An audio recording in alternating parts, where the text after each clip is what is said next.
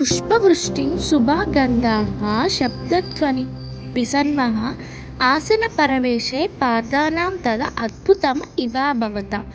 ఈ శ్లోకం మహాభారతంలోని ఆది పర్వంలోనిది. ఈ శ్లోకం వేదవ్యాసుడు మరియు ధృతరాష్ట్రుడి మధ్య జరుగుతుంది. దీని అర్థం ఏమిటంటే, పాండవులు రాజసూయ యాగం లేదా ధర్మాసన ప్రవేశం చేస్తున్న సమయంలో పుష్పవృష్టి అనగా పుష్పాల వర్షం, శుభమైన సుగంధాలు, శంఖనాదాలు, దుందుభి గంటనలు ధ్వనులు జరిగాయి. ఇది అద్భుతమైనదిగా అనిపించింది. ఇది ఏ సందర్భంలో జరిగిందంటే, ధృతరాష్ట్రుడు భవిష్యత్తులో ఏమి జరగబోతుందో తెలుసుకోవాలనే ఉద్దేశంతో వ్యాస మహర్షిని అడుగుతాడు.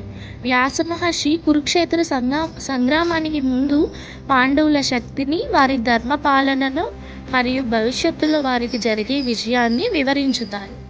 ఈ సందర్భంలో వ్యాసుడు చెబుతున్న పాండవుల రాజసింహాసనం లేదా ధర్మాసన ప్రవేశించినప్పుడు స్వర్గంలో నుండి పుష్పవృష్టి కురిసిందని, శుభమైన సుగంధాలు వెదజల్లాయని, శంఖనాదాలు మరియు దుందుభి మోగాయని చెప్పారు.